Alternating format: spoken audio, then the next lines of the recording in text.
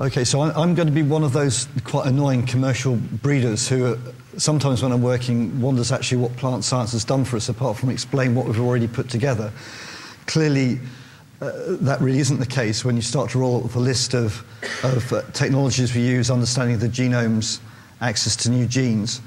But I couldn't resist putting up a title in addition to the one I initially used, making reference to the 20 tonne per hectare goal, which we know that Rothamsted have talked about, and I'll hopefully come back to talk about that a bit during my discussion. And I also felt I had to mention Ian McKinney's magic work, because I think certainly in the next 10 years, it's going to be our understanding of the current genomes we're manipulating and being able to do this more effectively, which are really going to make an impact for us. Okay, so if you think about breeding wheat for sustainable intensification, we had a very good general talk from John Beddington, and I feel very strongly that for the third time over the last 60 years, we're really at a crossroads in wheat breeding in the UK and potentially globally as well. Clearly, most of you here will know something about the work of the Plant Breeding Institute. That was able to breed some very important varieties for us, and that was happening at the time that there were innovations in terms of the use of nitrogen, semi-dwarfing genes as an idiotype model, and effective herbicides that allowed us to dramatically increase our wheat yielding potential and actual on-farm yields in the UK and across the world. Of course, that was followed by privatization of the commercial breeding programs from the Institute. And we can debate some of the issues that led to, but what is true, and this is certainly true of my career, I started at the Plant Breeding Institute, was that we then were introduced into a more European or global network. The company I currently work with has commercial activity, largely in Europe, but all around the world. But more importantly for me as a plant breeder, is it gave me access to genetics and germplasm and research across Europe and elsewhere. And I was able to also increase the size of our program, so there was an economy of scale in starting to use and incorporate some of these genes and varieties into our breeding program. That said, we know from Beddington that we're now entering an era of potential threat to global food security, and he had his four reasons. Obviously, we talk about population, global warming being two of the key ones there. I mean, it's tempting to say that we're almost at an interregnum. When Julian Hibbard was speaking yesterday, you were almost tempted to say, well, maybe we should just wait for the climate to warm enough so that we can grow maize and actually think about transforming maize with the gluten in subunits so we can bake bread from it, rather than trying to do something even more exotic with the hexaploid wheat crop for certain photosynthetic efficiency. But we're clearly in an interregnum at the moment, and I need to break that down into two sections. There's the work we can do at the moment and the yield advance we need to get right now.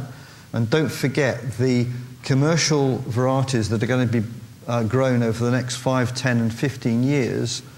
The crosses have either been made or are going to be made in the next 5 years. So our ability to target some of this really exciting science and some of the genetic modification we think might be possible will not impact in that time frame. So we have to be really quite smart in what we can do with the genetic material we have in hands at the moment. So I had rather more slides about this sort of stuff, but I think obviously John Beddington covered most of that. One of the interesting things, as we heard, was that in the UK, in fact, the effect of global warming on our production capacity may be relatively neutral. I don't completely agree with that. I'll come back to that. But so you were left with this interesting question: why should we worry in the UK? Why don't I just carry on with what I'm doing? Well, obviously, there's both a moral and more a practical issue of the global food supply. And there's also clearly ongoing environmental issues which I care about very much, and I suspect you all do as plant scientists as well. So in terms of wheat production, we know, or my belief is that we have to have very productive systems for growing very high yields of wheat, but we need to couple that with land sparing and land sharing schemes, and that in itself demands that we push the yields which are possible in this crop as high as possible. And we also have two issues of on-farm yield plateauing and ecosystem degradation. So clearly, what I believe in is that we shouldn't just be, and there are some bees here, we shouldn't just be worrying about the bees or bread, we need to get both. And there's an old chap here called John Bingham who certainly believes in that. Most farmers in the UK, I'm afraid, don't manage to grow margins that look like this, even though they're paid to do so. And we would believe that you need productive crop and productive margin, but to have this as a possibility, this crop needs to be grown very well. Also interesting there, I'm not going to spend very much more today talking about that, within this sort of agri-ecosystem, another area is obviously all the indicator species, again, which requires quite a lot of plant science input, irrespective of what we do with the crop. This is a flock of linnets. One of the problems we still have is the hunger gap in January, February and March, and that's largely due to our lack of understanding of the plants that we need to put in here that give sufficient grain supply for these species over winter. Okay, so getting back to wheat itself, if we think about what we've managed to do to date, this is some work, and Julian Hibbert was suggesting that we had an ongoing problem with not managing to increase our yields anymore. I think that can be disputed. This is work that was carried out, the LINK project we were involved with Rogers Fester Bradley, funded by DEFRA.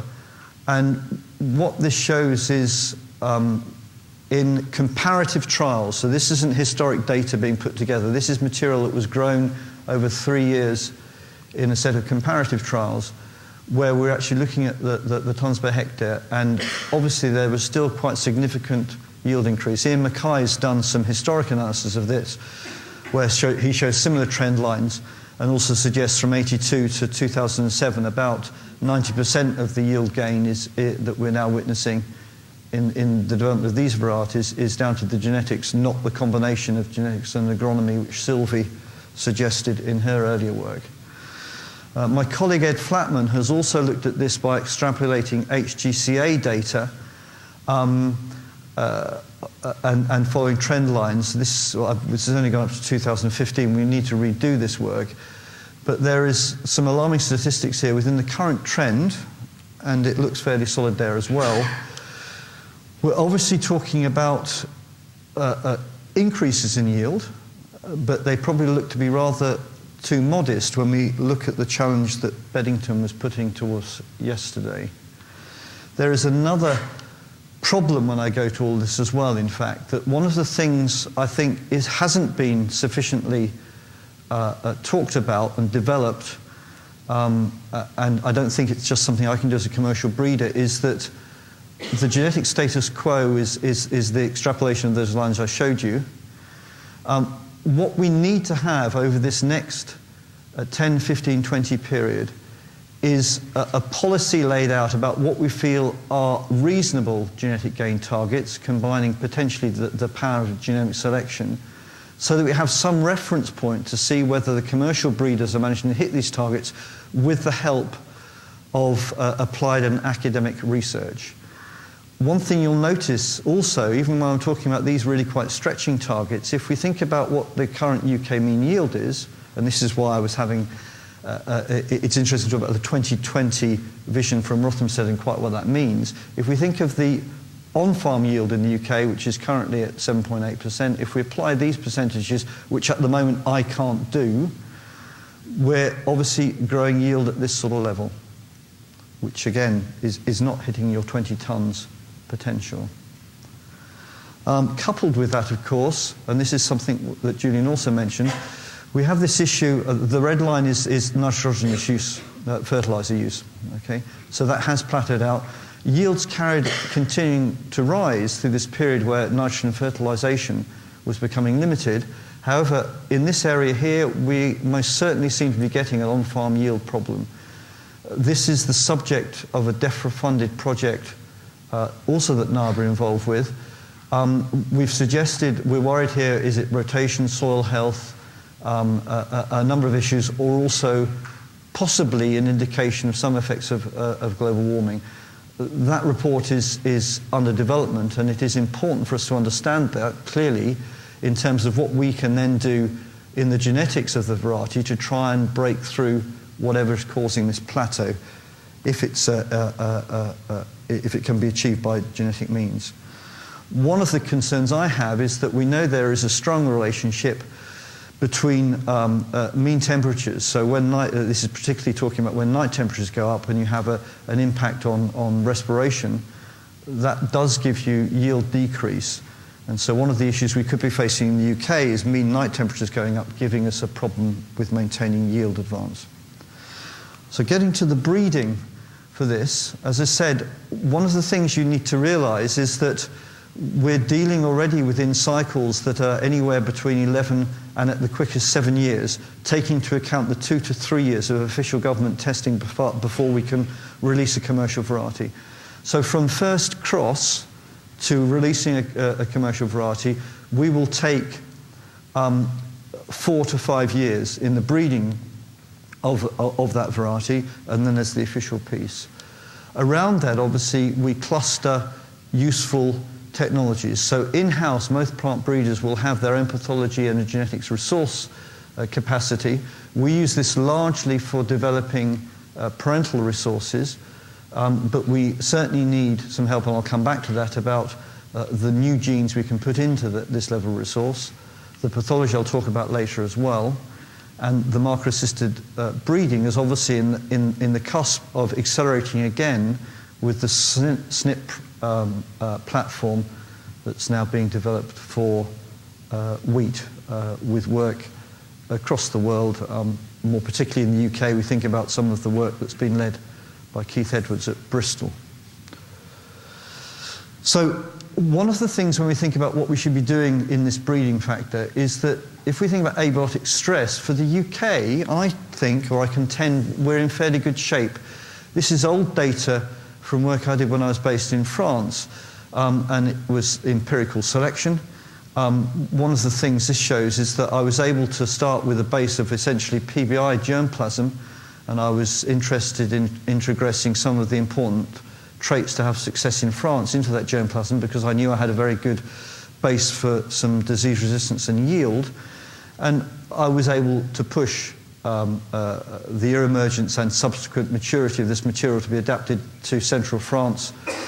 Obviously, I was extracting day length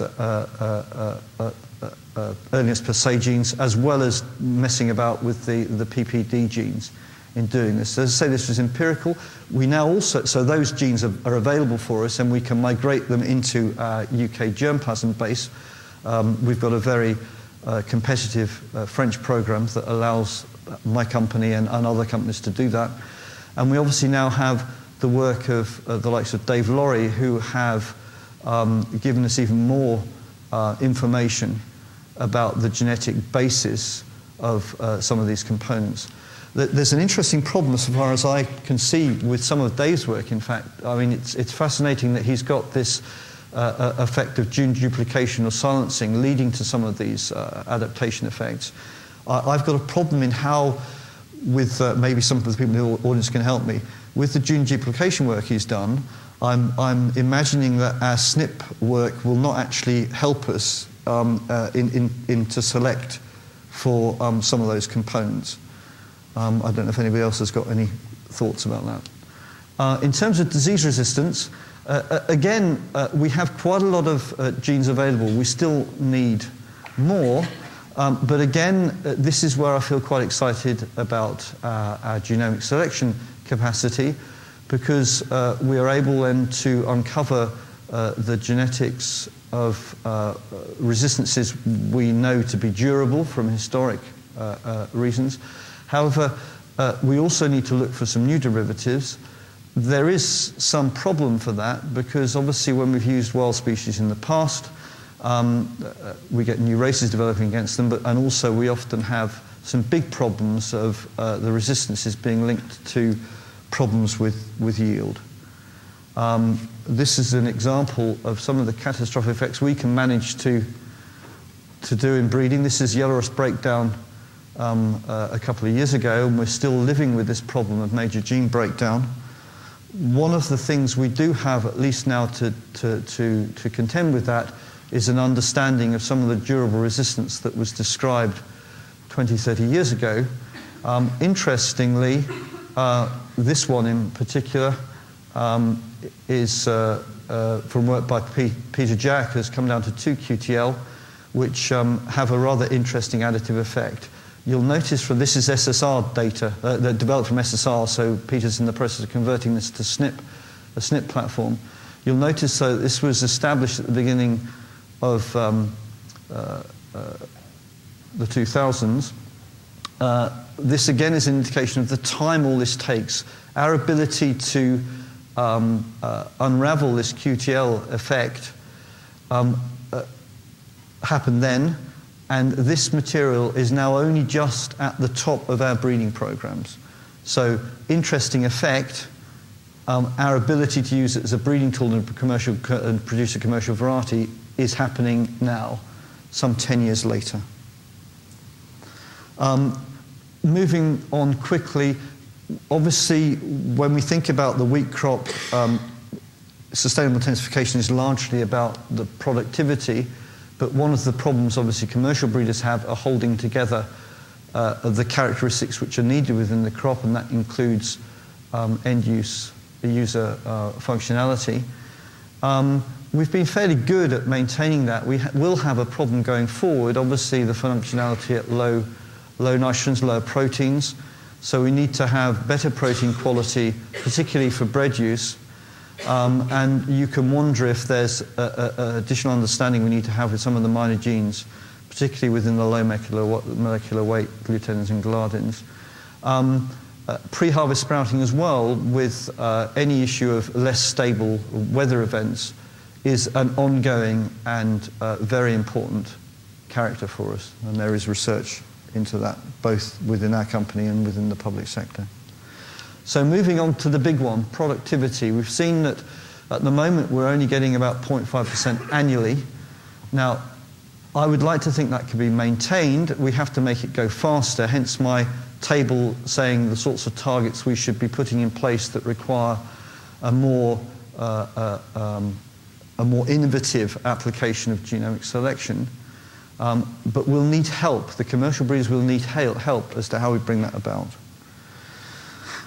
If we look at some of the things we do and some of the things we don't necessarily expect. So when we're producing new varieties, obviously we're looking into our parental germplasm base. And when these crosses are being made, there are clear targets, and within this one, the hope was to get quality. In fact, Duxford had some problems with quality. But there were some quality goals in here, but also with yield from Scorpion 25, which was a sister line, I think, of Zy19. Anyway, so various targets were being put together for these varieties. The interesting thing here is, in the development of these varieties, the ability to move on from the yield of the best parent.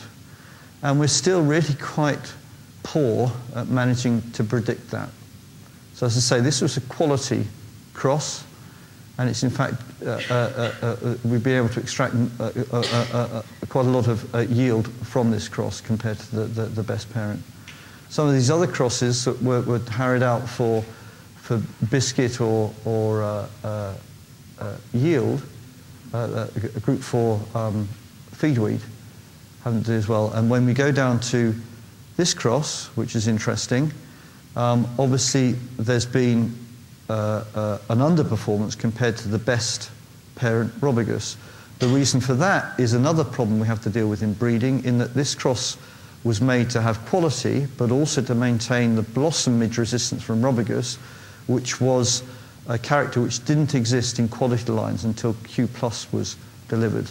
So one of the problems in breeding is when you have constrained yourself with some key characters that you want to introduce at the moment, it often leads to problems in maintaining productivity.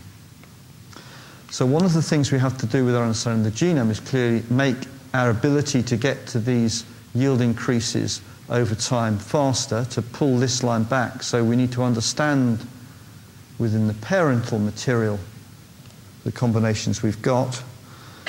And we're getting there now, probably not fast enough, but this is a slide that Peter gave to me. This is a conversion of a yield QTL into a SNP format where I've got to get this right, so he knows he's got positive here. These are the heterozygotes, and these are the homozygotes with the poor QTL.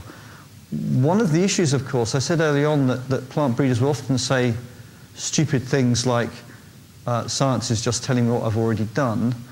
But one of the issues with this QTL work, of course, is that we need research behind this. We can identify within a biparental or by doing some sort of genetic association studies, we can rank QTLs or rank SNPs across this QTL, which are good or bad. You can give them different levels. What it doesn't help us is when we go into the alien species or when we look elsewhere in the world, if we find a new novel QTL, whether it's going to be better than the ones we're already trying to use. So obviously there's a need to understand what some of these yield QTL are doing to see if we can improve on them. So as I say, I've talked about yield QTLs. Obviously within our work with markers we have other disease resistance quality traits which help us to become more efficient. Also very importantly, and Graham Moore gave me a couple of slides, one of the other things which is encouraging us on the commercial plant breeding end of the spectrum is BBSRC recognizing that we needed more tools and more genetic resources to improve our activity. And that's obviously led to the program that I think a lot of you will be aware of, which is the Lola WISP, where we're looking at landraces, synthetics, and aliens as a source of useful genetic diversity that the plant breeders, we're part of this consortium, will hopefully be able to use to maintain and elevate our yield, our productivity advance. There's a couple of warnings, though, I think I need to give the people involved in this project. First is that when we go into these genes, this is work was done several years ago, we had a 10% yield loss. I just wanted to close as well, that's the resource base. Very briefly, coupled with that as well, I talked about our interest in soils and soil microflora. This was some work I'm doing with Sheffield, where remarkably we found a great variation in mycorrhizal colonization in 50-week cultivars, which may help us start to understand some of the yield plateauing we're seeing. So just to finish, although I'm saying we can do quite a lot with our genomic work, I believe also very strongly in Julian Hibbett's comments that on the 2030 to 2050 timeframe, we really do need to manage to increase photosynthetic rate. He presented on what we might be able to do with actually fairly dramatic modifications to the photosynthetic systems. There is also some scope, I believe, to look at some of the wild diploids to see whether there's elements we can transfer from them. And with that, I mean, this is a graph that we produced quite a long time ago, and we're probably up here now. But with that, I'll say thank you. Steve Penfield, University of Exeter. I was interested in your chart showing the sort of general plateau in on-farm yields in the last, say, 15 years in the UK in the context of rising atmospheric carbon dioxide concentrations. And so my question was, is there kind of an underlying, is there a signature of that increase in the yields, and does it mask maybe an underlying decline in on-farm yield, say, per unit carbon in the atmosphere? I think it's a good question. I think that's part of the worry. If the data we have, which suggests we've maintained a genetic gain, it suggests that the varieties we're now providing are allowing the farmer to stand still. So there's been a decline in the carrying capacity in the agricultural systems we've got.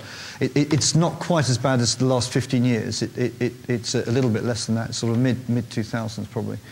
The problem is the pattern's also being replicated in France, Germany, recent data in Denmark.